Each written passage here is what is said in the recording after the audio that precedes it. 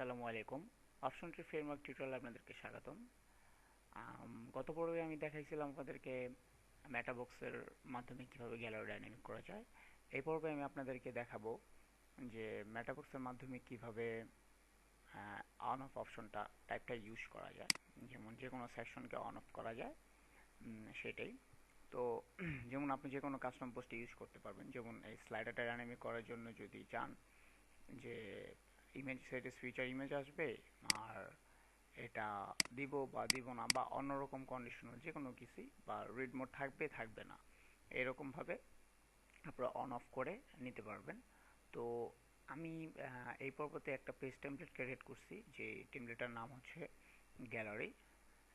Already আমি gallery নামে যে পেজটা আছে এখানে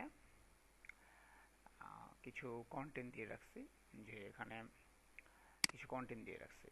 তো এই পেজটা যদি আমি ভিউ করি, দেখা যাবে যে আমাদের একটা স্লাইডার শো হইতেছে, এই পেজের মধ্যে স্লাইডার শো হইতেছে। তো আমি চাইতেছি যে এই পেজের মধ্যে অন অফের সিস্টেমের মাধ্যমে আমি স্লাইডারটা অন অফ করব, মানে এই পেজে শো হবে বা শো হবে না এইরকমভাবে। তো এইরকমভাবে আপনার যে কোনো কাস্টম পোস্টেও ইউজ করতে পারবেন, যেমন যে কোনো কাস্টম পোস্টে প্রত্যেকটা পোস্টের মধ্যে স্লাইডার থাকবে বা থাকবে না এরকমভাবে। তো এর জন্য আমাকে ফার্স্টে, যেমন এইখানে যে গ্যালারিটা নিচে এখানে একটা টেমপ্লেট পার্ট আছে স্লাইডার, আমার যে স্লাইডারের যে পার্টটা আছে এই পার্টটা, যে এই পার্টটা হচ্ছে এইখানে। তো আমি স্লাইডার, আমার যেহেতু এটা হোম পেজ আছে সো ঝামেলা হবে, স্লাইডার গ্যালারি নামে একটা আলাদা পেজ মেক করে দেন আমি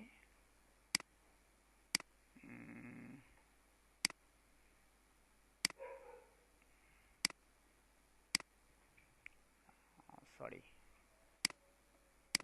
অন্যটা হয়ে গেছে, স্লাইডার, এই স্লাইডার এবং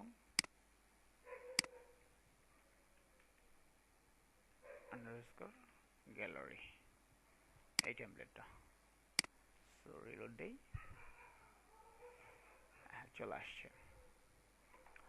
তো এর জন্য আমাকে ফার্স্টে মেটাবক্সে আমার এই মেটাবক্সের মাধ্যমে আমাকে সাপোর্ট দিতে হবে, যেমন আগের টিউটোরিয়ালগুলোতে দেখাইছি কিভাবে।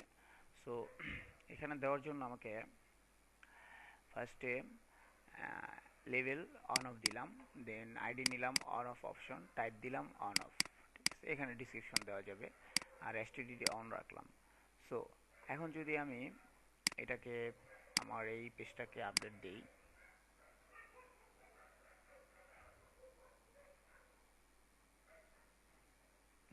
তাহলে এখানে আমার অন অফ অপশনটা চলে আসছে।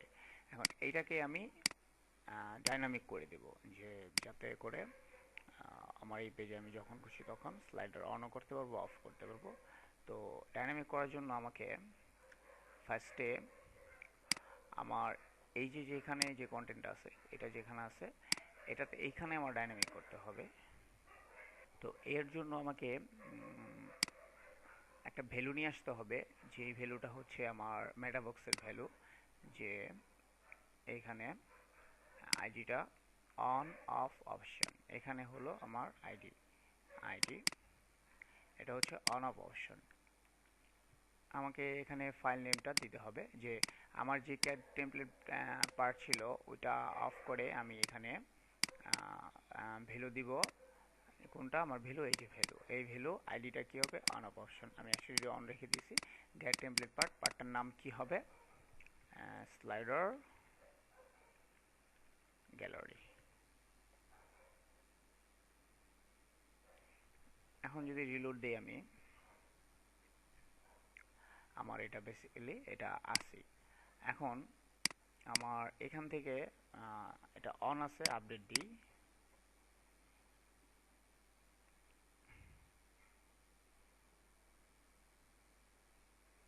ডাটাটা সেন্ড করলাম এবং অফ করে দেখি। এখন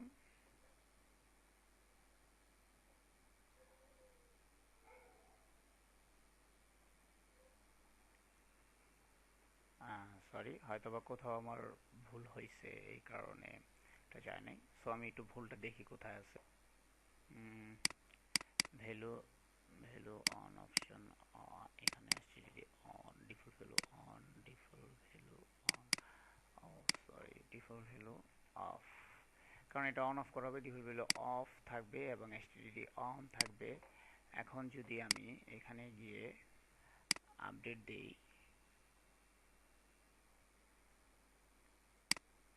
রিলোড দেই, সো এখন খুব সহজেই আপনি অন অফ অপশনটা ইউজ করতে পারবেন। তো আবার দেখি, এখানে অন করছি, এখন এখানে আবার রিলোড দেই, হ্যাঁ এটা চলে আসছে।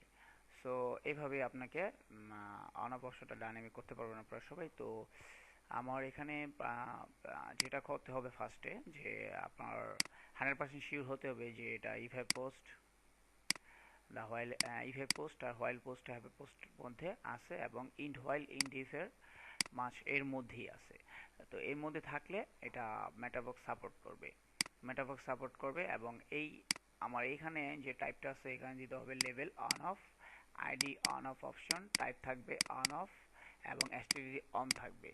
দেন আমার এখানে গিয়ে আমার যে ভেরিয়েবলটা আছে, ভেরিয়েবলটা যে আইডিটা আছে, আইডিটাকে আগে গেট মেটাবক্স দিয়ে কল করিয়ে দেন এখানে আমার পিএইচপি ইভ ভ্যালুটা হবে কি on of, on of option যে আইডিটা, মানে ও বুঝে নেবে যে এখানে কোন আইডি থেকে কল হইতেছে ডাটাটা।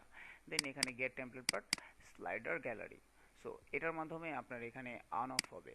সো খুব সহজে আপনারা পারবেন যে কীভাবে on of option, on of অপশনটা কাজ করানো যায়।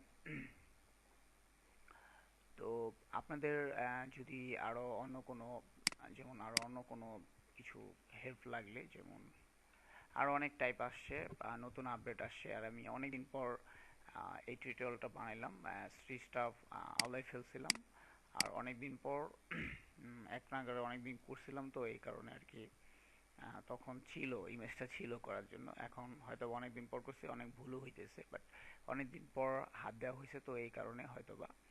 তো এখানে মোটামুটি ভালোই আমি দেখাইছি আপনাদেরকে। তো আস্তে আস্তে আরও কিছু কিছু দেখাবো, অনেক কিছুই আসছে, আরও নতুন অনেক কিছু আসে, সবগুলি আস্তে আস্তে দেখাবো। তো আজকে এই পর্যন্ত। সো নেক্সট টিউটোরিয়ালের অপেক্ষা থাকবো।